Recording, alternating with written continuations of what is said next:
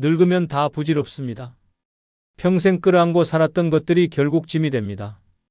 돈을 모으고 자식을 키우고 인간관계를 유지하느라 그렇게 애썼는데 나이 들고 나면 남는 건 허무함 뿐입니다. 몸은 무겁고 마음은 더 무겁습니다. 더 큰 문제는 이 무거운 짐을 버릴 생각조차 하지 않는다는 겁니다. 젊었을 때처럼 살아야 한다는 강박, 사람을 놓지 못하는 미련, 바뀌지 않는 소비 습관, 사라지지 않는 후회. 이 모든 것이 당신의 노년을 더 힘들고 외롭게 만들고 있습니다. 그런데 이걸 꼭 끌어안고 살아야 할까요? 지금이라도 과감히 버려야 합니다.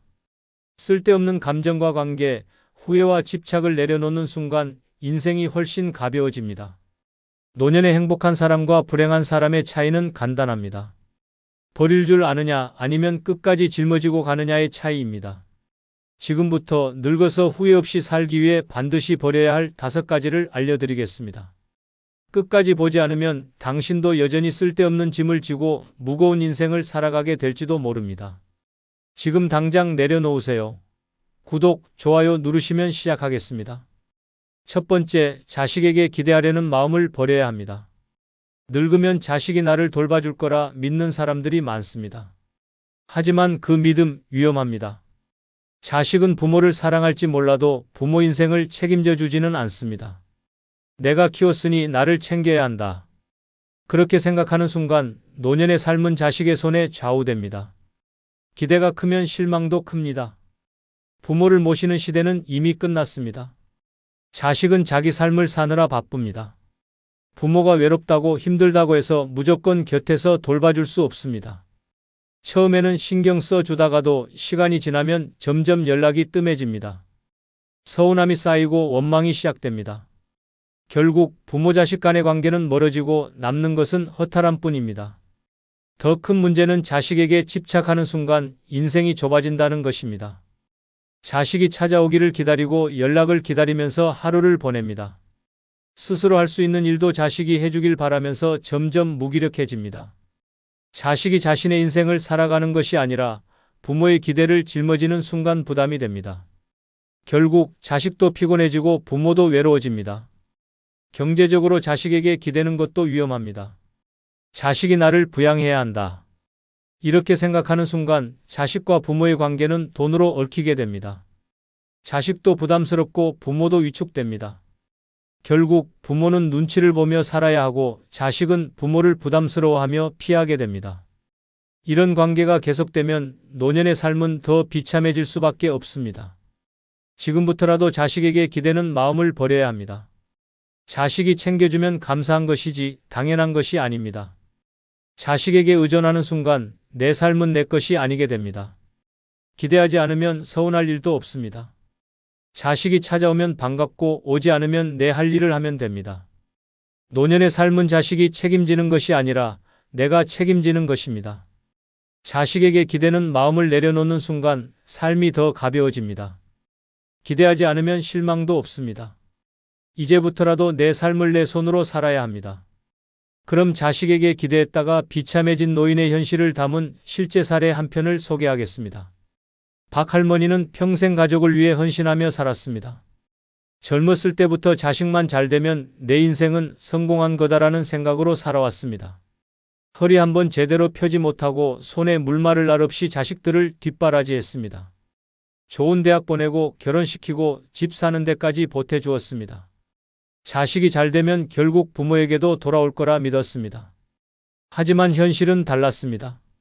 남편이 세상을 떠나고 혼자가 된 후 박 할머니는 자식들에게 자연스럽게 의지하려 했습니다. 이제는 자식들이 나를 챙겨주겠지. 하지만 기대는 한순간에 무너졌습니다. 큰아들은 바빴습니다. 전화 한 통 없이 몇 달이 지나갔습니다. 겨우 연락이 닿으면 엄마, 요즘 너무 바빠서 그래. 다음에 연락할게. 라는 말뿐이었습니다. 며느리는 더 심했습니다. 명절 때 찾아가도 바쁘신데 그냥 집에서 쉬시지 그러셨어요? 라는 말과 함께 은근한 눈치를 줬습니다. 작은 아들에게 기대를 걸었지만 거기도 마찬가지였습니다. 돈이 필요할 때만 연락을 했습니다. 엄마, 급한데 좀 도와줄 수 있어? 몇 번이고 도와줬지만 나중에는 내가 언제 돈 빌렸어? 라며 오히려 짜증을 냈습니다. 더 큰 문제는 몸이 아프기 시작하면서였습니다. 무릎이 아파 제대로 걷지도 못하고 허리는 점점 구부러졌습니다. 병원에 갈 때마다 누군가 좀 도와줬으면 했지만 자식들은 아무도 신경 쓰지 않았습니다. 결국 혼자서 병원 문을 나서며 깨달았습니다. 나는 내 인생을 자식들에게 맡겼지만 자식들은 나를 책임질 생각이 없었구나. 평생 희생한 대가가 겨우 이거였다는 사실이 억울하고 서러웠습니다. 이제는 늦었습니다. 이미 모든 걸 자식들에게 줬고 남은 건 몸 하나뿐이었습니다. 자식들에게 기대하려 했던 순간부터 노년의 인생은 무너진 것이나 다름없었습니다. 자식은 부모를 사랑할지 몰라도 부모의 인생을 책임져 주지는 않습니다. 부모의 기대는 자식에게는 부담이 될 뿐입니다. 결국 노년의 삶은 자식이 아닌 자기 자신이 책임져야 합니다. 기대하지 않으면 실망도 없습니다. 자식에게 의지하는 순간 불행은 시작됩니다. 두 번째, 쓸데없는 인간관계를 버려야 합니다. 나이가 들수록 인간관계가 많을수록 좋다고 생각하는 사람들이 있습니다. 하지만 그 관계 정말 필요합니까? 오래된 인연이라고 무조건 붙잡고 있어야 하는 것은 아닙니다. 나를 지치게 하는 사람들, 불편한 관계들을 유지하는 것은 오히려 노년을 더 힘들게 만들 뿐입니다. 만날 때마다 기운이 빠지는 사람이 있습니다. 불평불만만 늘어놓고 듣기 싫은 말만 하고 나를 깎아내리는 사람. 이런 사람들과의 관계를 유지하는 것이 과연 무슨 의미가 있습니까? 나이가 들수록 남은 시간이 더 소중합니다.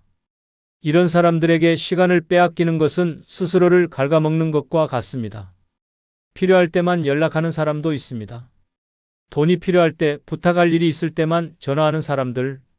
하지만 내가 힘들 땐 아무런 관심도 없습니다. 이런 사람을 친구라고 부를 수 있습니까? 젊었을 때는 이런 관계를 유지하며 살았을지 모르지만 이제는 다릅니다. 이제 남은 시간은 나를 위한 시간이 되어야 합니다.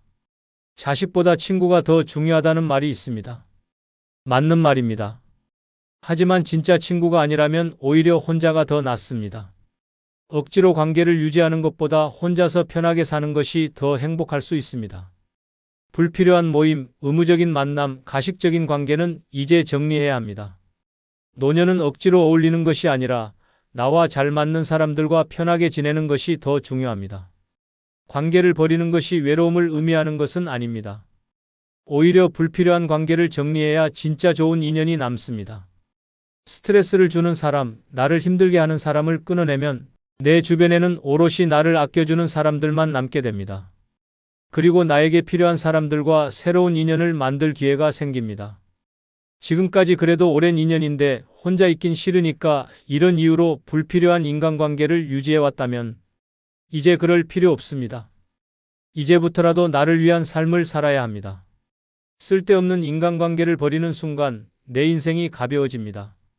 스트레스를 주는 사람들과 엮이지 않는 것만으로도 노년이 훨씬 편해집니다.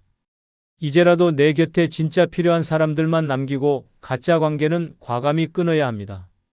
남은 인생 더 이상 불필요한 관계에 에너지를 낭비하지 마십시오. 그럼 잘못된 인간관계가 노년을 망치는 현실을 보여주는 실제 사례 한 편을 소개하겠습니다. 김할아버지는 사람 좋아하기로 유명했습니다. 젊었을 때부터 인간관계가 재산이다라는 말을 신념처럼 믿고 살았습니다. 친구들이 많았고 술자리도 즐겼습니다. 퇴직 후에도 관계를 놓지 않기 위해 모임에 꾸준히 나갔습니다. 사람들과 어울려야 외롭지 않지. 그렇게 믿었습니다. 하지만 시간이 지나면서 문제가 생기기 시작했습니다. 친구라는 사람들은 김할아버지를 이용하기 바빴습니다. 형님, 돈이 좀 급한데 이번만 좀 도와줘. 몇 번이고 돈을 빌려줬지만 돌아온 적은 한 번도 없었습니다. 오히려 나중에 줄게, 기다려봐 하면서 연락이 뜸해졌습니다. 하지만 김할아버지는 친구를 잃기 싫었습니다. 돈을 잃어도 인간관계를 지키고 싶었습니다. 노년이 되면서 더욱 외로워진 그는 더욱 사람들에게 매달렸습니다. 만나자고 먼저 연락하고 밥값도 자기가 내고 선물도 사다 주었습니다. 하지만 사람들은 점점 연락이 뜸해졌습니다. 돈을 쓸 때는 모였지만 김할아버지가 경제적으로 힘들어지자 아무도 그를 찾지 않았습니다. 그렇게 늙어가면서 남은 것은 아무 의미 없는 인간관계뿐이었습니다. 몸이 아파 병원에 갈 때 그 많던 친구들은 어디에도 없었습니다. 그저 필요할 때만 찾아오는 사람들, 그리고 어색한 안부 인사만 남은 관계들. 그제야 깨달았습니다. 이 사람들은 결국 내 진짜 친구가 아니었구나. 더 충격적인 것은 인간관계를 유지하기 위해 노력했던 시간과 돈이 결국 아무 의미가 없었다는 것이었습니다. 혼자가 될 것이었으면 애초에 그렇게 사람들에게 매달리지 말았어야 했습니다. 결국 김 할아버지는 평생 쓸데없는 관계를 붙잡느라 정작 자신을 위한 삶을 살지 못했습니다. 나이가 들면 인간관계는 많을 필요가 없습니다. 진짜 남을 사람만 남기고 나를 힘들게 하는 관계는 과감히 끊어야 합니다. 억지로 관계를 유지하는 것이 아니라 필요 없는 사람을 정리하는 것이 오히려 더 행복한 노년을 보장합니다. 잘못된 인간관계가 남은 인생을 망칠 수도 있습니다. 이런 사람은 당장 손절하십시오. 쓸데없는 사람에게 시간과 돈을 쓰지 말고 나 자신을 위한 삶을 살아야 합니다. 세 번째, 젊은 시절의 생활 습관을 버려야 합니다. 나이가 들어도 젊을 때처럼 살아야 한다고 착각하는 사람들이 있습니다. 하지만 그 습관 지금도 괜찮을까요? 젊었을 때는 몸이 버텼지만 이제는 아니다. 40대, 50대 때 하던 생활 그대로 유지하다가 어느 순간 몸이 무너지는 걸 느끼게 됩니다.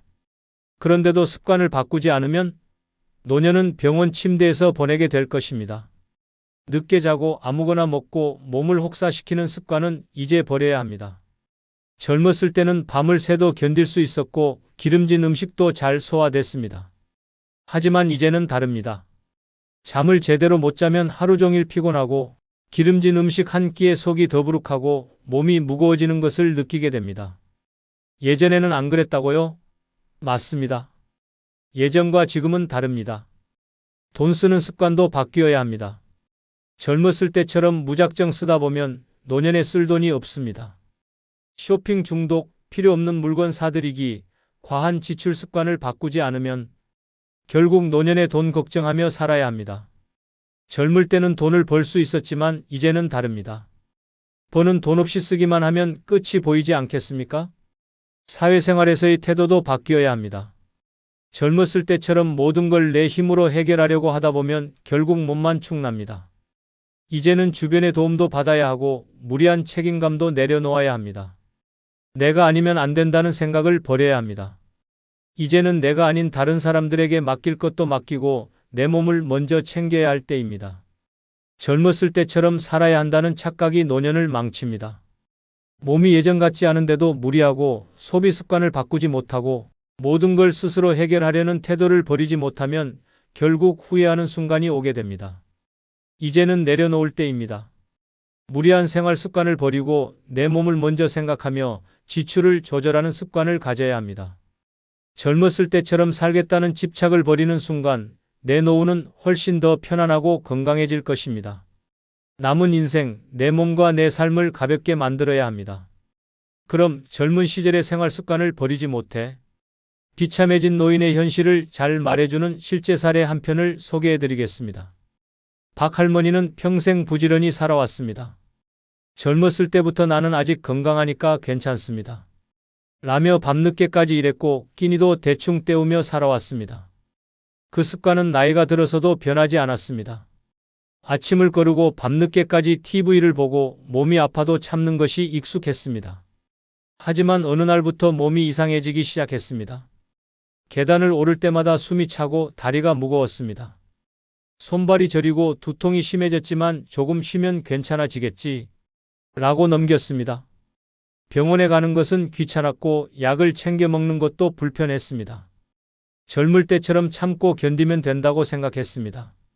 그러던 어느 날 박 할머니는 집에서 혼자 있다가 갑자기 쓰러졌습니다. 어지럼증이 심하게 몰려왔고 몸이 말을 듣지 않았습니다. 하지만 휴대전화가 멀리 떨어져 있어 도움을 요청할 수도 없었습니다. 혼자 사는 노인이 갑자기 쓰러지면 어떻게 되는지 아십니까? 아무도 모릅니다. 몇 시간 동안 바닥에 누워 있다가 겨우 정신을 차리고 병원에 갔습니다. 검사 결과는 충격적이었습니다. 고혈압과 당뇨가 심각한 상태였고 뇌졸중 초기 증상까지 보였습니다. 의사는 말했습니다. 이제부터라도 생활 습관을 바꾸지 않으면 다음에는 더 위험할 겁니다. 그제야 박 할머니는 깨달았습니다. 젊었을 때처럼 살아도 된다는 생각이 얼마나 위험한 착각이었는지를. 몸이 이미 신호를 보내고 있었지만 그것을 무시하고 살아온 대가가 이렇게 혹독하게 돌아올 줄은 몰랐습니다. 그 이후에도 박 할머니는 생활 습관을 바꾸려고 했지만 오랫동안 굳어진 습관은 쉽게 바뀌지 않았습니다. 아침을 챙겨 먹으려 해도 귀찮았고 규칙적으로 운동을 하려 해도 의지가 부족했습니다. 몸이 아프면 병원에 바로 가야 한다는 사실을 알고 있었지만 여전히 병원 가는 것을 미뤘습니다. 결국 병은 더 악화되었고 건강을 되찾기엔 너무 늦어버렸습니다. 젊었을 때 했던 생활 습관을 버리지 않으면 결국 노년에 몸이 무너집니다. 예전처럼 괜찮겠지 하는 생각이 가장 위험합니다. 이제는 내 몸을 아껴야 합니다. 아프기 전에 관리하고 병원은 미루지 말고 식습관과 생활 습관을 바꿔야 합니다. 네 번째, 과거의 후회와 미련을 버려야 합니다. 나이가 들면 자연스럽게 과거를 돌아보게 됩니다. 하지만 문제는 그 과거에 갇혀버리는 것입니다. 그때 이렇게 했어야 했는데 내가 왜 그 선택을 했을까, 이런 후회가 머릿속을 떠나지 않습니다. 결국 하루 종일 과거의 실수를 곱씹고 잃어버린 기회를 아쉬워하며 시간을 흘려보내게 됩니다. 하지만 후회한다고 달라지는 것은 아무것도 없습니다. 후회는 독입니다. 한번 빠지면 끝이 없습니다. 자식들에게 더 잘해줬어야 했나, 돈을 좀 더 모아둘 걸 그랬나, 그때 다른 길을 선택했어야 했나. 끝도 없이 후회하다 보면 결국 남은 인생도 제대로 살지 못하게 됩니다. 이미 지나간 일인데 왜 그것에 목을 매고 있습니까? 지금 중요한 것은 과거가 아니라 오늘입니다. 과거에 집착하는 사람들의 공통점이 있습니다. 지금을 즐기지 못하고 앞날을 기대하지 않는다는 것입니다. 하루 종일 예전 이야기만 반복하며 같은 후회를 되새기면서 결국 아무것도 하지 않은 채 나이 들어갑니다. 이렇게 살다 보면 노년의 마지막 순간에도 후회만 남게 됩니다. 미련을 버리지 못하면 사람도 놓지 못합니다. 이미 멀어진 사람, 나를 떠난 사람, 더 이상 인연이 아닌 사람들을 잊지 못하고 계속 붙잡고 있습니다. 하지만 생각해 보십시오. 그 사람이 지금 내 곁에 없다는 것은 이미 내 삶에서 필요 없는 사람이 되었기 때문입니다. 떠난 사람은 떠난 대로 보내고 남아있는 사람들과의 관계를 더 소중히 해야 합니다. 이제 후회는 그만해야 합니다. 이미 지나간 시간은 되돌릴 수 없습니다. 지금 이 순간을 즐기지 못하면 미래에도 또 후회할 것입니다. 그럼 과거의 후회와 미련을 버리지 못해 불행해진 노인의 현실을 잘 보여주는 실제 사례를 소개하겠습니다. 이 할아버지는 평생 후회 속에서 살아왔습니다. 젊었을 때 사업을 하다가 실패했고 그 뒤로는 그때 이렇게 했더라면이라는 생각을 놓지 못했습니다. 그때 조금만 더 버텼다면 내 인생이 이렇게 되진 않았을 텐데. 이렇게 과거를 되돌아보며 한숨 쉬는 것이 하루 일과가 되었습니다. 가족들도 처음에는 이해해 주었습니다. 누구나 후회는 있을 수 있기 때문입니다. 하지만 시간이 지나도 이 할아버지는 과거에서 벗어나지 못했습니다. 과거의 선택을 후회하며 현실을 살아가지 않았습니다. 매일 과거의 실패를 떠올리며 자책했고 사람들을 만나도 같은 이야기를 반복했습니다. 자식들은 점점 거리를 두기 시작했습니다. 처음에는 위로하고 조언도 해주었지만 매번 같은 후회를 듣다 보니 피곤해졌습니다. 아버지, 이제 좀 잊고 현재를 즐기세요. 하지만 이 할아버지는 들으려 하지 않았습니다. 너희가 내 입장이 돼봤어? 나는 그때 진짜 잘못된 선택을 했다고. 그렇게 화를 내며 자식들과의 관계도 점점 멀어졌습니다. 친구들도 떠났습니다. 만날 때마다 후회와 미련만 이야기했기 때문입니다. 처음에는 힘내라, 괜찮다라고 말해주었지만 결국은 피하게 되었습니다. 아무리 좋은 친구라도 과거에 갇힌 사람과 계속 어울리기는 어렵습니다. 결국 이 할아버지는 점점 혼자가 되었습니다. TV를 보면서도 밥을 먹으면서도 거울을 보면서도 과거 생각만 했습니다. 내 인생은 실패했어. 난 결국 아무것도 아니었어. 스스로를 불행 속에 가두면서도 벗어나려 하지 않았습니다. 어느 날 병원에 가게 되었습니다. 고혈압과 우울증이 심각한 상태였습니다. 의사는 말했습니다. 스트레스가 심하십니다. 과거를 놓아야 합니다. 남은 인생이 더 중요합니다. 하지만 이 할아버지는 이미 스스로를 망가뜨린 뒤였습니다. 다섯 번째, 돈을 함부로 쓰는 습관을 버려야 합니다. 노년에 가장 무서운 것이 무엇인지 아십니까? 바로 돈이 없는 것입니다. 늙으면 자식도 친구도 건강도 중요하지만 돈이 없으면 모든 것이 무너집니다. 하지만 많은 사람들이 젊었을 때처럼 돈을 쓰다가 결국 노년에 가서 후회합니다. 젊을 때는 돈이 없으면 다시 벌면 됩니다. 하지만 나이가 들면 더 이상 돈을 벌 기회가 많지 않습니다. 그런데도 사람들은 소비 습관을 바꾸지 못합니다. 필요 없는 물건을 사고 과한 지출을 하고 지금 즐기자는 생각으로 돈을 흘려보냅니다. 하지만 노년에는 한번 잘못된 소비가 평생을 후회하게 만들 수도 있습니다. 가장 위험한 것은 자식에게 돈을 퍼주는 습관입니다. 내가 부모인데 자식이 힘들면 도와줘야지. 하지만 그렇게 도와주다 보면 결국 내 노후 자금이 사라집니다. 자식도 처음엔 고마워하지만 시간이 지나면 점점 부모의 돈을 당연하게 여깁니다. 결국 내가 필요할 때는 자식도 도와주지 못하는 상황이 옵니다. 노후 자금은 자식에게 주는 돈이 아닙니다. 내 삶을 지키기 위한 돈입니다. 또한 나이가 들면 각종 사기와 불필요한 투자 유혹이 많아집니다. 이거 투자하면 몇 배로 불어납니다.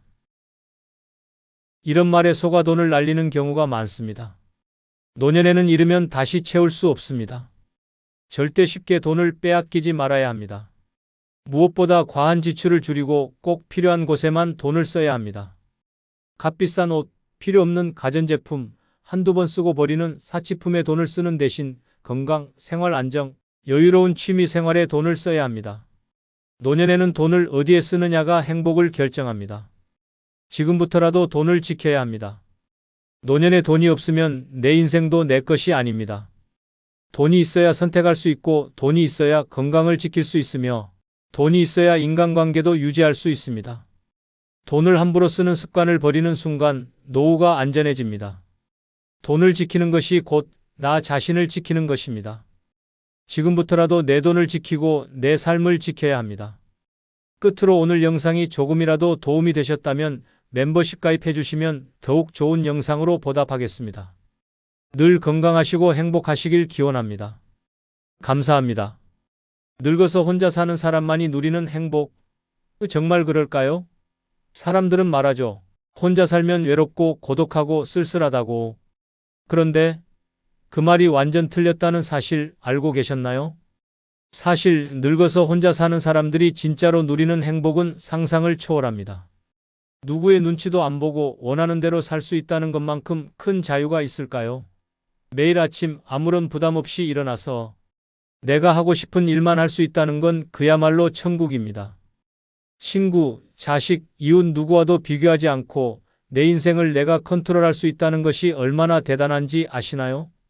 돈, 시간, 공간, 관계까지 모두 내 마음대로입니다. 물론 때로는 외로움을 느낄 수도 있지만 그 외로움조차 스스로 선택한 자유입니다. 이제 더 이상 누군가와 함께 살아야 한다는 고정관념을 버리고 혼자서도 정말 행복할 수 있다는 사실을 인정해야 할 때입니다. 혼자 살면 오히려 자신만의 페이스로 살아가며 행복을 만끽할 수 있습니다. 이제는 누구와도 비교할 필요 없는 그 행복의 비밀을 공개하려고 합니다. 혼자 살면서 누릴 수 있는 5가지 행복, 지금 바로 알려드릴게요. 구독, 좋아요 누르시면 시작하겠습니다.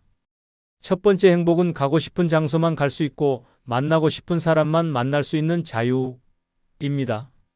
이 말이 어떤 의미인지 알고 계시나요? 예전에는 혼자 살면 외롭다는 생각에 갇혀 있었을지도 모릅니다. 하지만 지금 혼자 사는 사람만이 누릴 수 있는 자유가 있다는 걸 깨달은 사람들은 이미 달라졌습니다.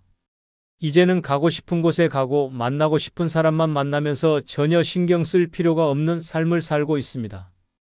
평생을 가족, 직장, 사회적 관계에 얽매여 살았던 사람들은 언제나 남의 눈치를 보며 살아왔습니다. 이 사람 만나야 하나? 저 사람은 왜 자꾸 연락하지? 이런 고민은 이제 없습니다. 내가 좋아하는 사람, 내게 진정한 의미가 있는 사람만 만나면 됩니다. 그 외에는 다 무시해도 되는 세상이 펼쳐진 거죠. 더 이상 이런저런 모임에 참석하고 다른 사람의 기대를 충족시키는데 시간을 낭비할 필요가 없습니다. 친척들의 잔소리, 친구들의 불필요한 약속 다 차단하고 나만의 삶을 살 수 있습니다. 이제는 더 이상 누군가와의 시간에 얽매이지 않아요. 가고 싶은 여행지, 본 적 없는 나라, 한적한 카페에서 차 한잔. 혼자여서 가능한 일들이 넘쳐납니다. 갑자기 떠나고 싶은 곳이 있다면 아무런 부담 없이 떠날 수 있습니다. 남들과 일정을 맞추거나 부모님께 보고하거나 자녀들에게 미리 말해둬야지라는 부담을 느낄 필요도 없습니다. 혼자 사는 사람은 진정한 자유를 만끽할 수 있습니다. 아무 계획도 없이 즉흥적으로 떠날 수 있는 것, 이보다 더 큰 자유가 있을까요? 이제는 내 마음대로 살고 내 생각대로 결정하는 삶이 가능합니다. 떠나고 싶을 때 떠나고 만나고 싶은 사람만 만나는 그런 자유. 그동안 이런 건 나만 할 수 있을까? 하고 걱정했던 그 모든 것들이 혼자 살면서 가능해집니다. 이제는 무엇이든 내가 원하면 된다는 진리, 그것만이 남았습니다. 그리고 이 자유는 나이가 들어서야 얻을 수 있는 가장 큰 선물입니다. 평생 타인의 기대에 맞추어 살던 당신, 이제는 가고 싶은 곳에만 가고 만나고 싶은 사람만 만나는 세상을 마음껏 즐길 시간입니다. 그동안의 억압에서 벗어나 진정으로 내가 원하는 삶을 살 수 있는 행복한 시간을 선물 받은 것이죠. 이 모든 게 가능하다면 혼자 살아도 결코 외롭지 않다는 사실을 알게 될 겁니다. 그럼 이와 관련된 실제 사례 한 편을 소개하겠습니다. 김할머니는 혼자 살아보니 진정한 자유가 무엇인지 깨달았습니다. 그중 하나가 바로 모임을 골라서 갈 수 있다는 것이었습니다. 결혼 후 오랜 세월 김할머니는 가족과 자식들의 일정에 맞춰 살았습니다. 친척들의 모임, 이웃들과의 만남, 심지어 친구들과의 약속도 자주 본인의 욕구를 억제하며 다른 사람들을 위해 조율했습니다. 이 사람은 가야 한다. 저 사람은 가면 안 된다라는 말들이 김할머니의 삶에 깊숙이 자리 잡고 있었죠. 하지만 이제 혼자 살면서 모임을 스스로 선택할 수 있는 자유를 얻게 되었습니다. 예전엔 가고 싶지 않은 모임에 억지로 나갔던 김할머니는 이제 진짜 가고 싶은 곳만 고르고 만날 사람만 만나게 되었습니다. 어떤 모임에 가느냐가 그녀의 하루를 결정짓는 중요한 선택이 된 것입니다. 가장 큰 변화는 불필요한 사회적 의무를 버리고 자신이 좋아하는 사람들과만 시간을 보내게 되었다는 점입니다. 김할머니는 이제 기존의 친척 모임이나 억지로 가야만 했던 행사들을 피하고 자신이 진심으로 즐길 수 있는 취미 모임이나 친구들과의 만남을 우선시합니다. 이 사람을 만나야 한다는 강제성 없이 자신의 기분과 에너지에 맞는 사람들만 골라 만나는 자유를 누리고 있습니다. 그리고 만나고 싶은 사람만 만나는 삶도 그녀에게는 큰 행복이었습니다. 김할머니는 그동안 어떤 사람에게도 맞춰야만 한다는 압박감을 항상 느꼈습니다. 하지만 이제는 진짜 자신이 좋아하는 사람들과만 시간을 보냅니다.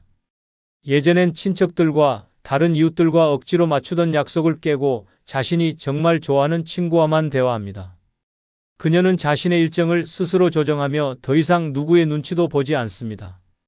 이 나이에 이런 자유를 누리게 될 줄은 몰랐어요. 아무리 늙어도 이제는 내가 원하는 대로 살 수 있다는 사실이 정말 행복해요. 김할머니는 이렇게 말하며 웃습니다. 혼자 살면서 얻은 자유가 이제 그녀의 삶에 큰 기쁨이 된 것이죠. 이 나이에 정말 행복한 게 무엇인지 알게 됐어요. 예전엔 다 사람들 눈치를 봤지만 이제는 내가 정말 가고 싶은 곳만 가고 내가 좋아하는 사람만 만나니 마음이 편해졌어요. 김할머니의 얼굴에 번지는 웃음은 진정한 자유가 무엇인지 잘 보여줍니다. 그녀는 이제 어디에 갈지 누구를 만날지 전적으로 자신이 선택할 수 있는 삶을 살아가고 있습니다. 혼자 살면서 얻게 된 가장 큰 행복 중 하나가 바로 이 자유로움이 된 것이죠. 두 번째 행복은 남들과 비교하지 않으며 살아가는 만족스러운 삶입니다. 여러분, 이 비교의 함정에 빠져본 적 있나요? 저 집은 이렇게 사는데 나는 왜 이렇게 살아? 그 사람은 자식들 다 잘 되는데 나는 뭐냐? 끊임없이 남들과 비교하며 살아가는 살. 그 스트레스는 아무리 부인해도 우리의 행복을 갉아먹습니다. 나이 들수록 그 비교의 무게는 더 크게 다가옵니다. 박할머니도 한때는 그랬습니다.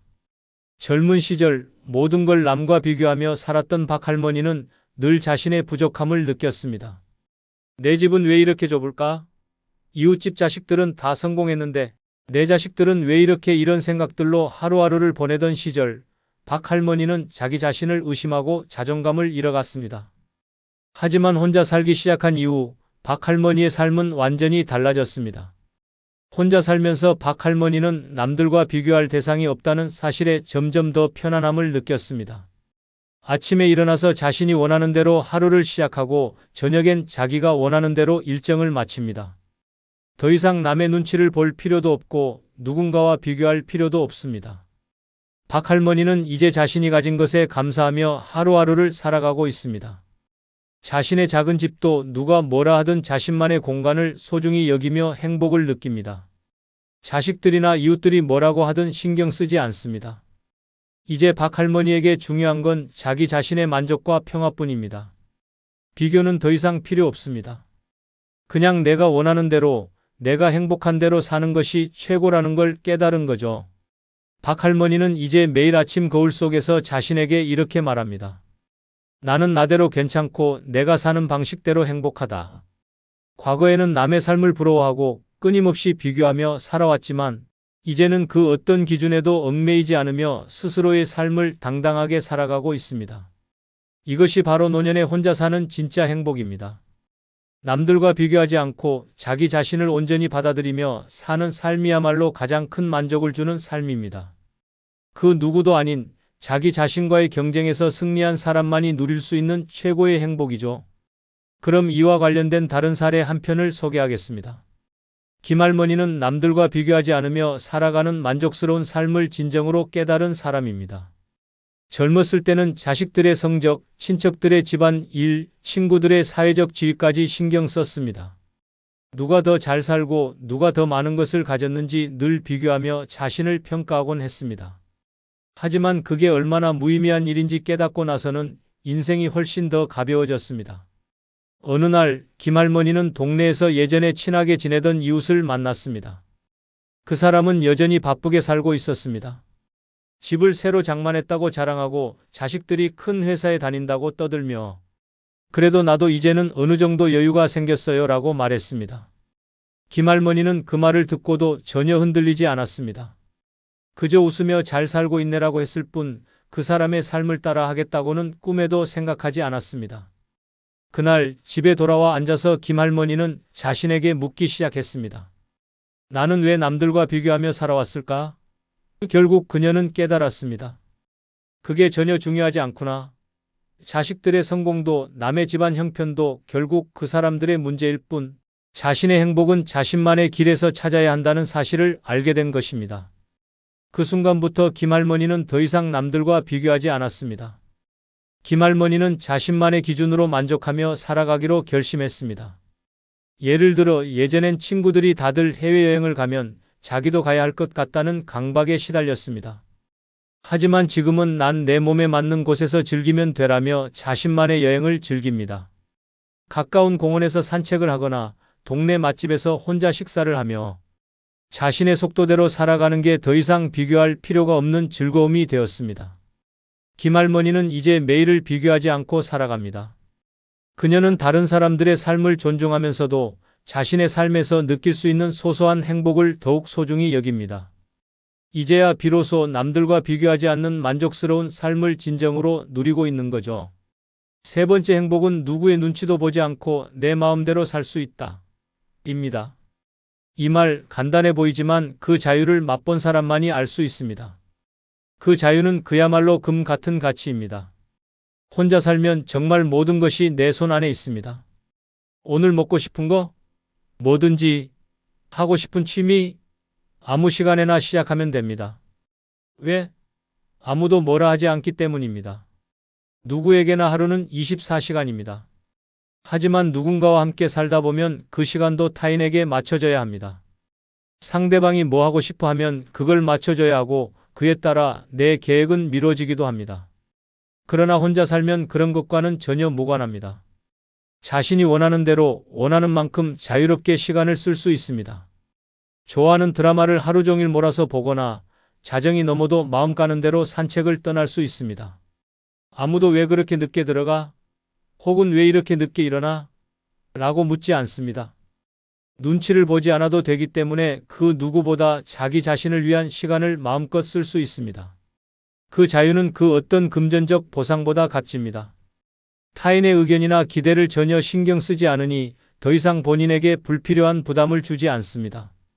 내가 하고 싶은 일을 내가 원하는 방식으로 즐기는 그것이 바로 진정한 자유입니다.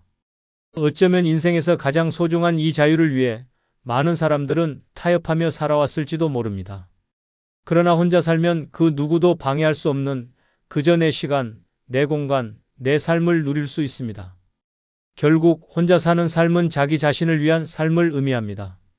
타인에게 맞추기보다 자신만을 위해 살아갈 수 있는 그 자유는 그 어떤 것과도 바꿀 수 없는 값진 보물이죠. 진정한 자유를 누리고 싶다면 남의 눈치를 보는 삶은 이제 그만 당신의 마음대로 살아보세요. 그럼 이와 관련된 실제 사례 한 편을 소개하겠습니다. 박 할머니는 혼자 살기 시작하면서 누구의 눈치도 보지 않고 내 마음대로 살 수 있다는 자유를 만끽하고 있습니다. 젊었을 때는 누구보다 남의 눈치를 많이 봤습니다. 자식들의 스케줄에 맞춰 살고 친척들 눈치에 심지어 동네 사람들의 시선에 따라 자신의 하루를 꾸려갔습니다. 오늘은 내가 하고 싶은 대로 할 수 있을까? 라는 생각은 거의 없었죠. 하지만 지금은 완전히 달라졌습니다. 이 나이에 무슨 눈치야? 이제 나는 내 마음대로 살 거야. 박 할머니는 이제 누구의 눈치도 보지 않습니다. 예전에는 집안을 꾸미고 먹을 것을 준비할 때도 항상 누군가를 위해 하는 마음이 강했습니다. 그러나 지금은 그저 자신이 좋아하는 대로 살아요. 집안은 박 할머니의 개인적인 성역, 누구에게 보여주기 위해 꾸미는 것이 아니라 자신의 마음에 드는 대로만 꾸밉니다. 벽에 걸려있는 그림, 소품 하나하나에 모두 박 할머니의 취향이 반영되어 있습니다. 박 할머니는 외출할 때도 이제는 온전히 자신만을 위해 생각합니다. 예전엔 누군가를 만나야 해서 혹은 다 같이 가야 하는 곳이 많았지만 이제는 혼자서 자신만의 여유로운 시간을 보내며 어떤 계획도 세웁니다. 한 번은 동네에서 열리는 작은 음악회에 가기로 결심했습니다. 예전엔 누가 뭐라 할까봐 안 갔는데 이제는 그냥 내 마음대로 가요. 박 할머니는 전혀 거리낌 없이 그 자리를 즐겼습니다. 그녀에게는 남들의 시선 따위 아무런 의미가 없습니다. 가장 큰 변화는 자식들의 눈치를 보지 않게 되었다는 점입니다. 자식들이 자신을 돌봐야 한다고 떠드는 목소리, 엄마는 이제 나가면 안 되라는 잔소리들을 들을 필요가 없습니다. 나는 내 인생을 내 방식대로 살겠다며 아무리 자식들이 뭐라 해도 자신만의 길을 가기로 마음먹었습니다. 박 할머니는 이제 매일을 자신만을 위해 살아갑니다. 누구를 위해가 아닌 나를 위해 시간을 쓰며 여유를 즐깁니다. 눈치 보지 않고 자기 자신에게 충실히 살아가는 이 삶이 얼마나 자유로운지 박 할머니는 매일같이 느끼고 있습니다. 네 번째 행복은 혼자 평화롭고 조용한 분위기 속에서 살아간다입니다. 이게 무슨 말인지 이해가 되시나요? 모든 사람들이 남의 시선을 의식하며 살아가야 한다는 강박에 시달리지만 혼자 살게 되면 바로 그 모든 것에서 해방됩니다. 집에서 혼자라면 시끄러운 가족의 말소리나 아이들, 뛰어노는 소리에서 벗어나 온전히 나만의 공간을 누릴 수 있습니다. 이 평화로운 시간이 얼마나 값진지 아십니까? 아침에 눈을 떠도 아무도 내 일정을 방해하지 않습니다. 소리 없이 창문을 열고 커피 한 잔을 마시며 하루를 시작할 수 있습니다. 누구의 얼굴을 보고 미소 지을 필요도 없고 피곤한 표정을 감출 필요도 없습니다. 아침, 점심, 저녁 모든 식사를 내가 원하는 대로 조용히 즐길 수 있습니다. 이 얼마나 큰 축복입니까? 누구와의 대화를 걱정할 필요 없이 나는 나만의 시간을 보낼 수 있습니다. 혼자 사는 집은 내 마음대로 꾸밀 수 있는 공간입니다. 문을 닫고 아무도 들어오지 않게 하면 내가 원하는 분위기와 향기로 가득 채울 수 있습니다. 내 취향에 맞는 음악을 크게 틀어놓고 내가 좋아하는 영화나 드라마를 몰입해서 볼 수 있습니다. 누가 방해할까봐 신경 쓸 필요도 없습니다. 전부 내 스타일로 내 페이스대로 살아갈 수 있습니다. 이 조용한 공간에서 내가 원하는 대로 시간을 흘려보낼 수 있다는 것, 그것만으로도 행복한 삶이 됩니다. 그리고 가장 중요한 점은 이 조용한 시간들이 나를 진정으로 치유한다는 것입니다. 끊임없이 사람들과의 관계를 맺고 외부 세계와 소통하는 것도 중요하지만 때로는 아무런 소음도 없이 혼자 있는 시간이 내면의 소리를 듣는 시간입니다. 스스로를 돌아보고 잊고 있던 나의 꿈이나 목표를 다시 찾을 수 있습니다. 남의 의견이나 평가에 흔들리지 않고 내 마음속에서 나오는 소리에 귀 기울이는 것만큼 중요한 일이 있을까요? 혼자 살면서 누리는 평화로운 시간, 이것이 바로 혼자서만 느낄 수 있는 진정한 행복입니다. 사람들과의 관계가 때로는 피곤하고 나를 지치게 만든다면 그 어느 때보다 혼자 있는 시간이 소중합니다. 집에서 내가 원하는 대로 시간을 보내고 원하는 대로 생활하며 나만의 페이스대로 살아갈 수 있다는 사실이 얼마나 소중한지 그 가치를 깨닫게 될 것입니다. 바로 이런 평화롭고 조용한 생활 속에서 진정한 행복이 있습니다. 다섯 번째 행복은 인간관계에서 오는 스트레스가 전혀 없다. 입니다. 이게 무슨 말인지 모르겠다고요? 잠깐만 진짜 생각해 보세요. 세상에서 가장 피곤한 게 바로 사람 관계입니다. 누구는 왜 그렇게 말했냐고 시비 걸고, 또 누구는 왜 나만 챙겨주지 않냐고 불만을 토로하고, 누구는 또 자기 기분에 따라 당신에게 피해를 준다고 짜증을 낸다. 그렇죠? 이 모든 스트레스가 혼자 사는 순간 사라지는 거예요. 박 할머니도 한때는 가족과 친척, 이웃들에게서 끊임없이 스트레스를 받았다고 합니다. 명절 때마다 왜 집에 안 가냐는 잔소리, 동네 마트에서 만나면 나오는 끝없는 비교와 불필요한 칭찬들, 그 모든 것들이 박 할머니를 짜증나게 했죠. 하지만 지금은 모든 것이 달라졌습니다. 박 할머니는 이제 혼자서 살면서 완전한 자유를 느끼고 있습니다. 아무도 눈치를 주지 않고 자신이 가고 싶은 곳에만 가면 그만입니다. 만나고 싶지 않은 사람들과의 만남도 사라졌습니다. 더 이상 인간관계에서 오는 피로와 스트레스는 존재하지 않죠. 가끔 친구들과 커피를 마시거나 마음 맞는 사람들과 식사를 하는 정도. 그 외에는 단 한 명도 더 이상 신경 쓸 필요가 없다는 거죠. 이젠 내가 내 인생의 주인입니다. 라고 말하는 박 할머니의 얼굴에는 평화롭고 여유로운 미소가 가득했습니다. 다른 사람들과 비교하지 않아도 되고, 다른 사람의 기분에 맞출 필요도 없고, 자기 자신만의 삶을 살 수 있는 이 자유가 얼마나 값지고 행복한지 느끼고 있었기 때문입니다. 이제 박 할머니는 자기만의 공간에서 자기만의 속도로 살고 있습니다. 이게 바로 혼자 사는 사람만이 누릴 수 있는 진짜 행복입니다. 스트레스는 모두 버리고 자신만의 평화와 행복을 손에 쥔 거죠. 여러분, 혼자라는 것은 오히려 더 자유롭고 자신에게 집중할 수 있는 기회를 얻게 되는 것입니다. 여기서 중요한 건 외로움이 아닌 자유라는 점입니다. 노년을 살아가는 가장 큰 비밀은 바로 자신만의 삶을 사랑하고 나만의 방식으로 살아가는 것입니다. 결국 혼자여서 더 행복한 사람들은 바로 자유를 선택한 사람들인 거죠. 이제 당신도 혼자라서 더욱 빛나는 인생을 살아보세요. 끝으로 구독, 좋아요, 멤버십 가입 부탁드립니다. 감사합니다. 나이가 들면 다 부질없다고요? 아닙니다. 잘못된 재혼만큼 인생을 지옥으로 만드는 일도 없습니다. 사랑한다고 믿었고 함께라면 외롭지 않을 거라 생각했습니다. 하지만 현실은 달랐습니다. 김 씨는 노년에 평생을 후회할 재혼을 하게 됩니다. 혼자는 외롭다는 불안감에 서둘러 배우자를 맞이한 김 씨. 처음에는 행복했습니다. 함께 밥을 먹고 이야기를 나누고 외롭지 않다는 사실에 위안을 얻었죠. 하지만 얼마 지나지 않아 진실이 드러납니다. 상대방이 감추고 있던 끔찍한 속셈, 충격적인 비밀들, 노년을 지옥으로 만드는 현실이 김 씨를 덮쳐옵니다. 재혼이 행복을 보장한다고요? 천만에요. 김 씨는 자신의 재혼이 배우자의 빚더미에 올라타는 것이라는 사실을 알게 됩니다. 재산을 빼앗기고 가족 간 갈등이 불거지고 병수발까지 떠맡는 현실. 이제는 돌이킬 수도 없습니다. 김 씨는 후회합니다. 그냥 혼자 사는 게 더 나았을걸. 하지만 이미 늦었습니다. 이제부터 시작입니다. 김 씨가 겪은 끔찍한 재혼의 현실 하나씩 파헤쳐 보겠습니다.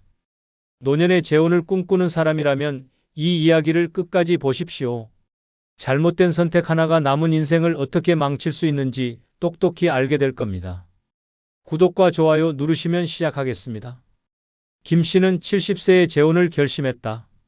평생 일만 하고 살아왔고 아내를 먼저 떠나보낸 뒤 외로움이 점점 커져갔다. 혼자 밥을 먹는 것도 싫고 명절 때 텅 빈 집이 더 이상 견딜 수 없었다.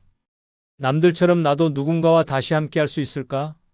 이 고민 끝에 김 씨는 새로운 배우자를 찾기로 결심했다. 지인의 소개로 만난 67세 박 씨. 그녀는 처음부터 다정했고 외로운 김 씨의 마음을 완전히 흔들어 놓았다. 이제 혼자 살지 마세요. 나랑 같이 따뜻한 노후 보내요. 이 한마디에 김 씨는 마음을 열었다. 나이가 들어서 하는 연애라 그런지 감정은 더 빠르게 깊어졌다.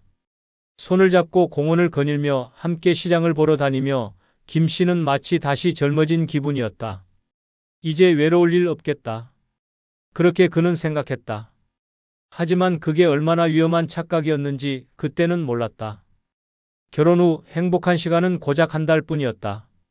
김 씨는 조금씩 박 씨의 이상한 행동을 눈치채기 시작했다. 첫째, 그녀는 늘 돈 문제를 언급했다. 우리 노후엔 돈이 필요해요. 집도 좀 손봐야 하고 생활비도 모아야죠. 둘째, 그녀는 김 씨의 재산 상태를 집요하게 물었다. 예전에 사업하셨다면서요? 집도 있으시고 연금도 받으시겠네요? 김 씨는 크게 신경 쓰지 않았다. 하지만 이 모든 게 덫이라는 걸 그는 깨닫지 못했다. 그리고 한 달 후 김 씨는 박 씨가 자신을 노리고 결혼했다는 사실을 알게 된다. 이제 막 시작된 결혼 생활이 지옥으로 변하기 시작했다. 김 씨는 결혼 후 한 가지 이상한 점을 느꼈다. 박 씨는 늘 돈이 필요하다고 말했다. 생활비가 부족해요. 이건 좀 도와주세요.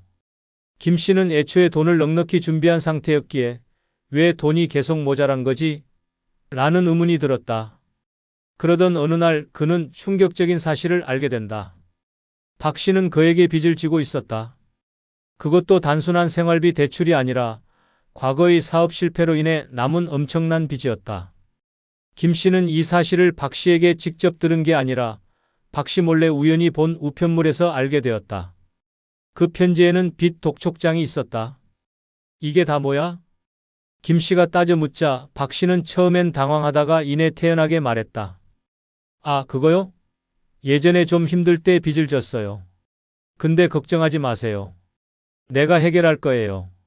하지만 김 씨는 그 말이 거짓이라는 걸 본능적으로 느꼈다. 그리고 몇 주 후 박 씨는 본색을 드러냈다. 당신이 좀 도와주면 안 돼요? 같이 사는 부부인데 서로 돕고 살아야죠. 처음에는 작은 금액이었지만 점점 더 큰 금액을 요구하기 시작했다. 내가 당신을 위해 희생하는 게 얼만데 이 정도도 못 해줘요? 김 씨는 고민에 빠졌다. 내가 이 사람을 사랑한다고 생각했는데 설마 돈 때문에 나랑 결혼한 건가? 그 순간 김 씨는 깨달았다. 이 결혼 뭔가 크게 잘못됐다. 하지만 그는 아직 빠져나올 생각을 하지 못했다. 이제 겨우 2달 차인데 이 결혼을 끝내야 할까? 아니면 참고 버텨야 할까? 김 씨의 악몽은 이제 막 시작되고 있었다. 김 씨는 결혼 후 2달 만에 이상한 점을 또 하나 발견했다. 통장 잔고가 줄어들고 있었다. 원래 노후를 대비해 꾸준히 모아둔 돈이 있었지만 결혼 후 생활비라는 명목으로 점점 줄어들고 있었던 것이다. 처음엔 큰 걱정을 하지 않았다. 부부가 함께 살면 생활비가 늘어나는 건 당연하지. 그렇게 생각했다. 하지만 뭔가 이상했다. 자잘한 지출뿐만 아니라 한 번에 큰 돈이 빠져나가는 일이 많아졌다. 어느 날 김 씨는 결정적인 장면을 목격했다. 박 씨가 자신 몰래 김 씨의 통장에서 돈을 인출하고 있었던 것이다. 이게 뭐 하는 짓이야? 김 씨가 소리를 지르자 박 씨는 당황한 표정을 짓더니 오히려 화를 냈다. 아니, 부부끼리 이 정도도 못 해줘요? 내가 뭐 남이야? 그 말에 김 씨는 순간 할 말을 잃었다. 정말 이게 정상적인 부부의 모습일까? 그는 생각했다. 하지만 박 씨는 멈추지 않았다. 당신이 돈 걱정 안 하게 내가 다 알아서 할 테니까 그냥 믿어요. 그렇게 말하며 돈 관리는 자신이 하겠다고 주장했다. 김 씨는 순간적으로 망설였다. 이 사람을 믿어야 하나? 정말 다 내 행복을 위해서 하는 일인가? 하지만 그 순간 김 씨의 본능이 경고를 보냈다. 이거 잘못됐다. 하지만 이미 김 씨의 돈은 절반 이상 사라지고 있었다. 그리고 김 씨는 점점 박 씨에게 휘둘리기 시작했다. 이제 와서 헤어질 수도 없잖아. 그렇게 생각하는 순간 그는 이미 박 씨의 덫에 완전히 걸려든 것이었다. 김 씨는 결혼 6개월 차가 되면서 박 씨가 더 이상 숨기지도 않는다는 사실을 깨달았다. 이제는 돈을 요구하는 것이 너무도 당연하다는 듯 행동했다. 처음엔 미안한 척이라도 하더니 이제는 대놓고 김 씨의 지갑을 터는 일이 일상이 되어버렸다. 이번 달 카드값이 많이 나왔어. 당신이 좀 메꿔줘. 우리 집 인테리어 좀 바꿔야겠어. 돈 좀 내줘. 당신 연금 얼마 나오더라? 그거 다 나한테 주면 내가 관리할게. 김 씨는 처음엔 계속 거절했다. 하지만 박 씨는 거절을 용납하지 않았다. 나랑 사는 게 후회돼? 돈이 그렇게 아까우면 이혼해. 이 말에 김 씨는 멍해졌다. 이혼이라니?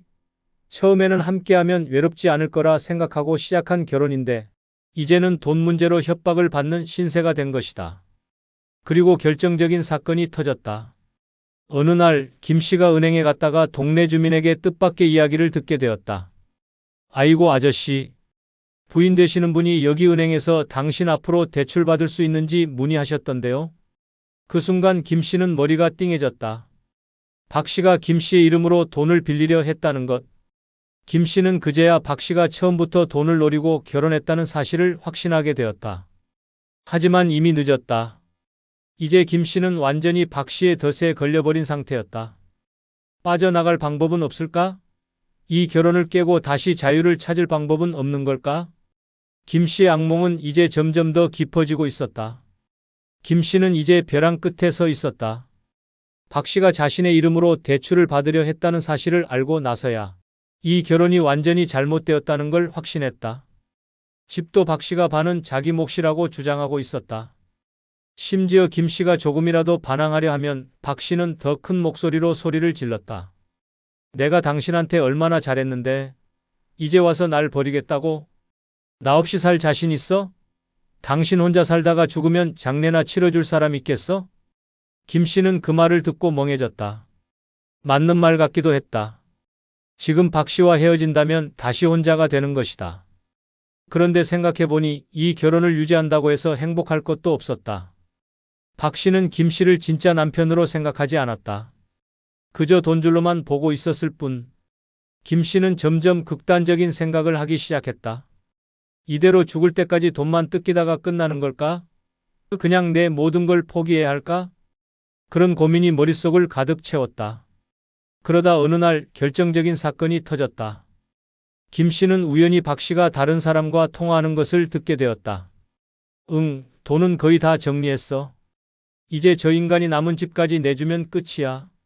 김 씨는 그 말을 듣고 피가 거꾸로 솟는 느낌이었다. 박 씨는 처음부터 이혼할 계획이었다. 모든 재산을 빼앗고 김 씨를 빈털터리로 만든 뒤 자신은 떠날 계획이었던 것이다. 그 순간 김 씨는 결심했다. 더 이상 이렇게 당하고만 있을 수 없다. 박 씨보다 한 수 먼저 움직여야 한다. 그리고 김 씨는 인생에서 가장 큰 결정을 내리게 된다. 김 씨는 박 씨에게 들키지 않도록 조용히 계획을 세웠다. 재산을 지키기 위해 남아있는 돈을 정리하고 법적인 도움을 받을 방법을 찾기 시작했다. 처음엔 너무 늦은 것 같았지만 김 씨는 포기하지 않았다. 첫 번째로 변호사를 찾아갔다. 김 씨는 지금까지의 모든 상황을 설명했고 변호사는 단호하게 말했다. 당장 재산을 보호해야 합니다. 그리고 상대방이 재산 분할을 주장하지 못하도록 서류 정리를 하셔야 해요. 김 씨는 변호사의 조언을 받아들여 자신의 남은 돈을 보호하는 법적 조치를 취했다. 그리고 박 씨가 몰래 가져간 돈에 대한 증거를 확보했다. 통장 거래 내역, 박 씨가 김 씨 몰래 빼돌린 돈, 대출 시도까지 모두 증거를 모았다. 두 번째로 주변의 도움을 받았다. 김 씨는 그동안 박 씨가 자기를 철저히 고립시켰다는 걸 깨달았다. 친구들과 연락이 끊겼고 자식들과도 멀어졌던 것이다. 하지만 김 씨는 용기를 내어 자식들에게 먼저 연락을 했다. 처음에는 이제 와서 무슨 일이냐는 반응이었지만 김 씨가 자신이 처한 상황을 솔직하게 이야기하자 자식들은 충격을 받았다. 아버지, 왜 이제야 말씀하셨어요? 당장 도와드릴게요. 김 씨는 그제야 눈물이 핑 돌았다. 그는 박 씨에게 세뇌당해서 자신이 버림받으면 정말로 혼자가 될 거라고 착각하고 있었다. 하지만 아니었다. 도움을 요청하면 손을 잡아줄 사람들이 있었다. 그리고 마지막으로 김 씨는 결정을 내렸다. 이혼이다. 박 씨가 먼저 자신을 버릴 계획을 세우고 있었다면 김 씨가 먼저 결단을 내려야 한다. 하지만 순순히 끝낼 수는 없다. 이제는 김 씨가 박 씨를 철저하게 궁지로 몰 차례다. 이제 마지막 전쟁이 시작된다. 김 씨는 이혼을 결심한 후 더 이상 주저하지 않았다. 그는 모든 계획을 차근차근 실행에 옮겼다. 박 씨가 눈치채기 전에 최대한 빠르게 법적인 절차를 밟아야 했다. 처음엔 긴장되었지만 김 씨는 이미 마음속으로 다 결단을 내렸다. 박 씨는 점점 더 자주 외출을 하기 시작했다. 그러면서도 김 씨에게는 여전히 자신감을 잃지 않는 태도로 말했다. 너 나 없으면 뭐 하겠어? 여태까지 내가 다 해준 거 아니야? 하지만 김 씨는 그 말이 더 이상 통하지 않는다는 걸 알았다. 그는 더 이상 박 씨의 협박에 휘둘리지 않기로 결심했다. 박 씨가 자주 외출하는 틈을 타 김 씨는 변호사와 함께 중요한 서류를 준비했다. 이제 그가 할 일은 박 씨가 돌아오면 바로 서류를 제출하고 법적으로 박 씨를 법정으로 끌고 가는 것이었다. 그날 박 씨가 집에 돌아오자 김 씨는 조용히 말했다. 이제 너와 나는 끝이야. 이미 변호사랑 모든 절차 다 밟았어. 박 씨는 놀란 눈으로 그를 쳐다보며 소리쳤다. 뭐라고? 내가 나를 어떻게 대하겠다는 거야? 하지만 김 씨는 그 순간 박 씨의 태도가 예전처럼 위협적이지 않다는 걸 깨달았다. 그는 더 이상 두려워하지 않았다. 그는 이제 오히려 박 씨가 불안해하는 걸 즐기고 있었다. 박 씨는 격분하며 집을 나가려 했지만 그가 문을 열자마자 김 씨는 법원에서 보게 될 것이라고 마지막 말을 던졌다. 너 그동안 내가 얼마나 참았는지 모르겠지? 이제 다 끝이다. 그 말을 끝으로 김 씨는 자신이 얼마나 강해졌는지를 실감했다. 박 씨는 격분하며 집을 나가려 했지만 그가 문을 열자마자 김 씨는 마지막으로 법원에서 만날 것이라고 말했다. 너 그동안 내가 얼마나 참았는지 모르겠지? 이제 다 끝이다. 김 씨는 그 말을 던지며 박 씨가 집을 떠난 직후 즉시 이혼 소송을 제기했다. 그동안 박 씨의 불법적인 재산 은닉과 감정적 학대에 대해 철저히 준비해 왔다. 김 씨의 자식들은 사건을 진행하는 데 중요한 역할을 했다. 큰 아들이 친구가 유명한 변호사였고 그의 헌신적인 도움으로 법적 대응을 강하게 준비할 수 있었다. 이 변호사는 박 씨의 재산을 은닉한 사실을 밝혀내는데 중요한 증거들을 수집했으며 김 씨가 피해를 입은 부분을 법적으로 입증하는 데 큰 역할을 했다. 김 씨는 박 씨가 부부 공동 재산을 몰래 빼돌린 사실을 입증하기 위해 은행 기록과 관련 증인들을 확보했다. 변호사는 박 씨의 금융거래 내역을 파헤쳐 그가 부당하게 돈을 빼돌린 정황을 정확하게 밝혀냈다. 이 증거들은 김 씨에게 유리한 판결을 이끌어내는 데 결정적이었다. 법원에서의 판결은 김 씨에게 승리를 안겨줬다. 법원은 박 씨가 몰래 빼돌린 재산을 김 씨에게 돌려주도록 명령했다. 박 씨는 자신이 숨긴 돈을 모두 김 씨에게 반환해야만 했고 자식들이 제공한 증거와 법적 지원 덕분에 김 씨는 법적으로도 완전한 승리를 거두었다. 김 씨는 법원에서 이혼을 승리로 이끈 후 자신이 겪었던 모든 고통과 모욕을 마침내 끝내고 새로운 삶을 시작할 수 있었다. 자식들의 지원 덕분에 경제적으로도 완전히 자유로워졌고 박 씨의 부정적인 행동에 대한 법적 책임도 확실히 묻게 되었다. 이제 김 씨는 자신의 미래를 당당히 향해 나아갈 수 있었다. 이혼 후 김 씨는 자신이 정말로 혼자가 되어도 괜찮다는 것을 알게 되었다. 그는 박 씨가 떠난 후 혼자서도 충분히 살아갈 수 있다는 자신감을 얻었다. 처음에는 빈집이 어색하고 쓸쓸했지만 점차 김 씨는 혼자의 생활이 얼마나 자유로운지 평화로운지를 깨달았다. 김 씨는 새로운 삶을 시작하기로 결심했다. 예전에는 박 씨와 함께 있을 때는 생각할 수 없었던 작은 것들, 오래된 친구들, 외출을 가고 싶은 곳, 평소에는 가지 못했던 취미들을 하나씩 찾아 나섰다. 그는 운동을 시작했고 매일 아침 동네 공원에서 산책을 했다. 처음엔 힘들었지만 몸과 마음이 점차 건강해지는 걸 느낄 수 있었다. 김 씨는 여유가 생기면서 자기 자신에게 투자할 시간이 많아졌다는 것을 실감했다. 김 씨는 친구들에게도 연락을 해보았다. 그동안 박 씨에게 차단당했던 모든 연락을 다시 시작하면서 잃어버렸던 사람들과의 관계를 회복했다. 그는 점차 사람들과 함께하는 시간을 즐겼고 그들로부터 지지를 받으면서 더 이상 혼자가 아니란 사실의 안도감을 느꼈다. 김 씨의 인생은 이제 완전히 달라졌다.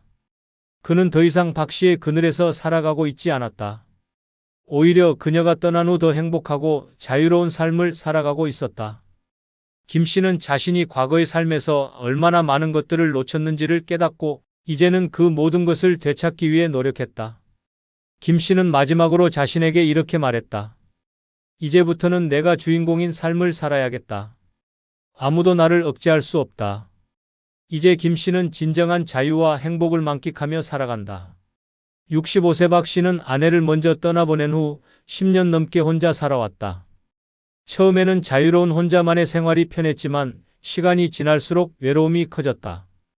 평생 같이 했던 사람 없이 늙어가는 게 이렇게 쓸쓸한 일이었나? 집안은 조용했고 밥을 차려 먹어도 대화할 사람이 없었다. 그러던 어느 날 지인의 소개로 62세 김 씨를 만났다. 비슷한 연배에 혼자 된 지 오래되었고 따뜻한 성격을 가진 사람이었다. 둘은 만나자마자 편안한 느낌을 받았다. 함께 식사를 하고 공원을 산책하며 이야기를 나누다 보니 어느새 서로에게 의지하고 싶은 감정이 생겼다. 이제 혼자 살 필요 없어요. 남은 인생 서로 의지하며 지내는 게 어때요? 김 씨의 말에 박 씨는 흔들렸다. 자식들과 주변에서는 그 나이에 재혼해서 뭐 하려고요? 그냥 혼자가 속 편해요. 라고 말렸지만 박 씨는 더 이상 외로운 노년을 보내고 싶지 않았다. 누군가와 함께하는 삶이 더 행복할 것 같다. 는 생각이 들었고 결국 재혼을 결심했다. 재혼 후 정말 행복했다. 함께 장을 보고 집안일을 나눠 하고 아침에 마주 앉아 차를 마시는 시간조차 소중하게 느껴졌다. 혼자 있을 때는 느끼지 못했던 따뜻함이 있었다. 역시 사람은 혼자 사는 게 아니구나. 박 씨는 그렇게 생각하며 오랜만에 안정된 삶을 찾은 듯했다. 결혼 후 박 씨는 오랜만에 따뜻한 가정을 되찾은 기분이었다. 혼자 먹던 밥상이 이제는 두 사람의 온기로 가득했고 아침마다 나누는 짧은 대화도 하루를 기분 좋게 만들었다. 김 씨는 다정한 사람이었다. 작은 일에도 고마워요. 라고 말하며 박 씨의 손을 꼭 잡았다. 함께 장을 보러 가면 이거 당신 좋아하잖아. 라며 박 씨의 취향을 먼저 챙겼고 공원에서 산책할 때면 나란히 걸으며 이제 남은 인생 천천히 같이 가요. 라고 미소 지었다. 둘은 마치 젊은 연인처럼 지냈다.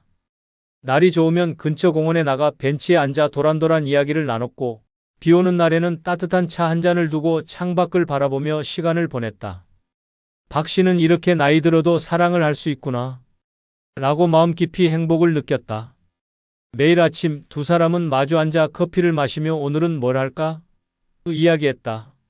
가끔은 가까운 곳으로 여행을 떠났고 별다른 계획이 없는 날에는 집에서 팔베개를 하고 서로의 젊은 시절 이야기를 나누며 웃었다.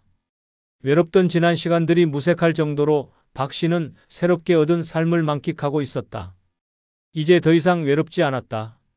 누군가와 함께 살아간다는 것, 그리고 사랑을 나누며 하루하루를 보낼 수 있다는 것이 박 씨에게는 너무도 소중한 일이었다. 그는 행복했다. 아니, 적어도 그때까지는 그랬다. 하지만 그 행복은 오래가지 않았다. 어느 날 김 씨가 심한 기침을 하기 시작했다. 처음에는 단순한 감기라고 생각했다. 하지만 기침은 점점 심해졌고 밤에도 자다 말고 숨을 헐떡이며 깨어나는 일이 많아졌다. 박 씨는 걱정이 되어 병원에 가보자고 했지만 김 씨는 괜찮아요. 나이 들면 다 그래요. 라며 손사래를 쳤다. 하지만 얼마 후 피를 토하면서 쓰러지고 말았다. 급히 병원으로 달려간 박 씨는 불안한 마음으로 검사 결과를 기다렸다. 그리고 의사의 입에서 나온 한마디가 박 씨의 모든 기대를 무너뜨렸다. 말기 폐암입니다. 이미 많이 진행된 상태입니다. 박 씨는 순간 귀를 의심했다. 뭐라고요? 말기라고요? 김 씨는 당황한 기색 없이 고개를 숙이고 있었다. 그때 박 씨는 이상한 기분이 들었다. 그리고 불길한 예감이 맞아떨어졌다. 김 씨는 이미 자신이 병에 걸렸다는 사실을 알고 있었다. 병원에서 나오는 길, 박 씨는 멍한 표정으로 김 씨를 바라봤다. 이걸 알면서도 나와 결혼한 겁니까? 김 씨는 한숨을 쉬며 입을 열었다. 혼자가 너무 싫었어요. 그리고 아문 줄은 몰랐어요. 그제야 모든 것이 이해됐다. 재혼을 서두르던 이유, 건강검진을 피하던 태도, 잦은 기침까지 박 씨는 숨이 막혀왔다. 자신이 지금까지 쌓아온 새로운 행복이 속임수 위에 세워진 모래성이었다는 사실이 충격적이었다. 하지만 이미 늦었다. 결혼 서류는 접수되었고 그는 이제 환자의 남편이었다. 병수발과 끝없는 경제적 부담, 그리고 무너지는 정신까지 박 씨의 인생은 그날부터 지옥으로 변하기 시작했다. 병원에서 돌아온 날, 박 씨는 밤새 잠을 이루지 못했다. 이제 어떻게 해야 하지? 머릿속이 복잡했다. 사랑하는 사람과 남은 시간을 함께하고 싶었지만 그가 말기암이라는 사실을 알았을 때의 충격은 너무 컸다. 결혼 전에 말이라도 해줬다면 적어도 준비는 했을 텐데. 하지만 이제 돌이킬 수 없었다. 그는 이미 이 결혼에 덫에 걸려 있었다. 김 씨의 상태는 빠르게 악화됐다. 처음에는 기침 정도였지만 며칠이 지나면서 음식을 제대로 삼키지 못하고 몸을 제대로 가누지 못하는 상황이 되었다. 병원에 다시 가자 의사는 말했다. 지금부터는 간병이 필수입니다. 환자가 스스로 움직일 수 없기 때문에 보호자가 24시간 곁에 있어야 합니다. 그 말이 끝나자마자 박 씨는 자신의 인생이 송두리째 무너지고 있다는 사실을 깨달았다. 하지만 운명이라고 생각했다. 잠시나마 내게 행복을 준 김 씨를 매몰차게 외면하기가 어려웠다. 하루 종일 병원에서 김 씨를 돌봤다. 침대에서 일으켜 세우고 식사를 떠먹이고 약을 챙겼다. 밤에도 몇 번씩 일어나 김 씨를 화장실에 데려가야 했고 기침이 심해질 때마다 등을 두드려주며 잠 한숨 제대로 자지 못하는 날이 계속됐다. 병수발이 시작된 지 한 달 만에 박 씨는 이미 탈진 상태가 되었다. 몸은 천근만근 무겁고 허리는 아프고 손목에는 파스가 떨어질 날이 없었다. 이게 내가 꿈꾸던 노년이었나? 스스로에게 묻고 또 물었다. 하지만 가장 큰 문제는 따로 있었다. 병원비였다. 김 씨는 이미 항암 치료를 받을 수 없는 상태였지만 통증을 줄이기 위해 지속적인 치료와 약물이 필요했다. 처음에는 어떻게든 감당해보자고 생각했다. 하지만 병원비는 상상을 초월했다. 검사비, 약값, 입원비까지 매달 수백만 원이 나갔다. 박 씨는 은퇴 후 모아둔 돈으로 버텨보려 했지만 통장은 급속도로 비어갔다. 결국 그는 자식들에게 전화를 걸었다. 얘들아, 아빠가 좀 힘든 상황이야. 병원비가 너무 많이 나가는데 조금이라도 도와줄 수 있겠니? 하지만 돌아온 대답은 차가웠다. 아빠, 우리가 뭐라고 했어요? 이럴 줄 몰랐어요? 처음부터 반대했잖아요. 이제 와서 우리한테 기대면 어떡해요? 박 씨는 그제야 깨달았다. 나는 이제 완전히 혼자가 되었구나. 재혼을 결심한 순간 그는 자식들과의 관계를 희생했다. 그리고 이제 병수발과 끝없는 경제적 부담 속에서 혼자 버텨야만 했다. 그렇게 그가 꿈꾸던 따뜻한 노후는 완전히 산산조각이 났다. 그를 기다리고 있는 것은 오직 끝없는 희생과 바닥을 향해 추락하는 삶뿐이었다. 박 씨는 매일 똑같은 하루를 반복하고 있었다. 병원비는 끝없이 불어나고 있었다. 남은 돈을 보며 그는 스스로에게 되물었다. 내가 왜 이 지경까지 왔을까? 더 이상 버틸 수 없었던 박 씨는 결국 자식들에게 다시 연락했다. 아빠 정말 힘들다. 딱 한 번만이라도 와서 좀 도와줄 수 없겠니? 하지만 돌아오는 대답은 냉정했다. 아빠, 우린 처음부터 말렸어요. 이제 와서 우린 손 못 대요. 그 선택 아빠가 한 거잖아요. 감당하셔야죠. 박 씨는 자식들과 완전히 단절되었다는 사실을 인정해야 했다. 이제는 누구에게도 기대지 못한 채 스스로 이 모든 걸 감당해야만 했다. 그때부터 그는 절망 속에서 살아가기 시작했다. 체력은 한계에 다다랐고 경제적으로도 더 이상 버틸 수 없는 상황이었다. 김 씨는 점점 상태가 나빠져 스스로 움직이는 것조차 힘들어졌다. 이제는 기저귀를 갈아주고 씻기고 하루 종일 눕혀두지 않기 위해 자세를 바꿔주는 일까지 해야 했다. 그는 이제 병수발이 아니라 끝없는 희생 속에서 몸과 정신이 무너져 내리고 있었다. 어느 날 거울을 보던 박 씨는 깜짝 놀랐다. 거기엔 자신이 알던 모습이 아니었다. 눈에는 생기가 없고 얼굴은 퀭하게 꺼져 있었다. 손목은 뼈만 남았고 걸음걸이조차 불안정했다. 그는 문득 깨달았다. 이러다 내가 먼저 쓰러지겠구나. 하지만 도망칠 곳도 기댈 곳도 없었다. 자신이 만든 이 감옥에서 벗어날 방법이 없었다. 그는 남은 노후를 이렇게 병든 배우자를 위해 바쳐야만 했다. 이게 내가 원했던 노년이었을까? 박 씨는 침대에서 자고 있는 김 씨를 바라보며 처음으로 이 결혼이 완전히 잘못된 선택이었다는 사실을 인정했다. 하지만 이미 너무 늦어버렸다. 그리고 언제부터인지 김 씨의 태도도 변하기 시작했다. 내가 이렇게 힘든데 당신은 뭐라도 더 해줘야 하는 거 아니야? 이제 와서 힘들다고? 나한테 이러면 안 되지. 박 씨는 할 말을 잃었다. 처음에는 고맙다, 미안하다. 던 사람이 이제는 그의 희생을 당연하게 여기고 오히려 더 많은 것을 요구하고 있었다. 내가 이 사람을 돌보는 게 아니라 내 인생이 이 사람에게 삼켜지고 있구나. 박 씨는 점점 감당할 수 없는 상황에 처하자 김 씨의 유일한 아들에게 도움을 요청하기로 결심했다. 처음부터 연락을 하지 않았던 이유는 간단했다. 김 씨는 재혼 전에 박 씨에게 말했었다. 내 아들은 바빠요. 신경 쓰지 않는 게 좋아요. 하지만 지금은 너무 급박한 상황이었다. 아무리 바쁘다 해도 친어머니가 말기암으로 투병하고 있다면 최소한 얼굴이라도 한번 비추지 않을까? 그런 희망을 안고 박 씨는 어렵게 연락을 했다. 자네 어머니 상태가 많이 안 좋아. 내가 혼자 돌보는 게 한계야. 잠깐이라도 와줄 수 있겠나? 하지만 돌아온 대답은 너무나 차가웠다. 제가 뭘 할 수 있겠어요? 전 병수발 같은 거 할 자신 없어요. 그리고 돈도 없고요. 솔직히 우리 사이에 정이 있는 것도 아니고 어차피 결혼하면서 아저씨가 책임지기로 한 거잖아요? 박 씨는 말문이 막혔다. 어머니가 지금 죽어가고 있는데 단 한 번도 병문안을 오지 않겠다는 말이었다. 자네 어머니야. 어떻게 이럴 수가 있어? 하지만 상대는 덤덤했다. 솔직히 어머니가 결혼할 때도 저한테 의견 묻지 않았잖아요. 전 그냥 제 삶 살고 싶어요. 그제야 박 씨는 깨달았다. 김 씨의 자식은 처음부터 아무 관심이 없었다. 그리고 이 모든 병수발과 희생은 고스란히 자신의 몫이 되었다. 박 씨는 깊이 생각한 끝에 결국 결심을 했다. 이제는 끝을 내야 한다. 그는 김 씨에게 조심스럽게 말했다. 이제 나도 더 이상 감당할 수 없어. 병원에서 남은 치료를 받는 게 어떻겠어? 하지만 김 씨는 격하게 반응했다. 당신이 나를 버리겠다는 거야? 끝까지 책임지겠다고 해놓고 이제 와서 나를 떠난다고? 박 씨는 그제야 깨달았다. 이 사람은 처음부터 내 희생을 당연하게 생각했던 거구나. 그날 밤 그는 깊은 고민 끝에 이혼을 결심했다. 처음부터 반대했던 자식들에게 어렵게 연락을 했다.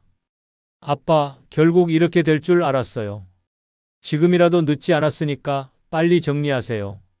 자식들은 이혼 소송을 도와줄 변호사까지 직접 찾아주었다. 그리고 몇 개월 후 법원에서 이혼이 성사되었다. 박 씨는 마침내 그 감옥에서 벗어났다. 하지만 잃은 것은 너무 많았다. 건강, 돈, 자식들과의 신뢰, 그리고 노년의 평온. 그는 다시 혼자가 되었지만 이제는 과거의 자신이 아니었다. 그는 병든 몸과 빈 지갑을 가진 채 노후를 다시 시작해야만 했다. 그가 깨달은 것은 단 하나였다. 노년의 재혼은 새로운 행복이 아니라 끝없는 희생이 될 수도 있다. 그는 더 이상 후회하고 싶지 않았다. 이제 남은 삶은 오직 자기 자신을 위해 살아가기로 결심했다.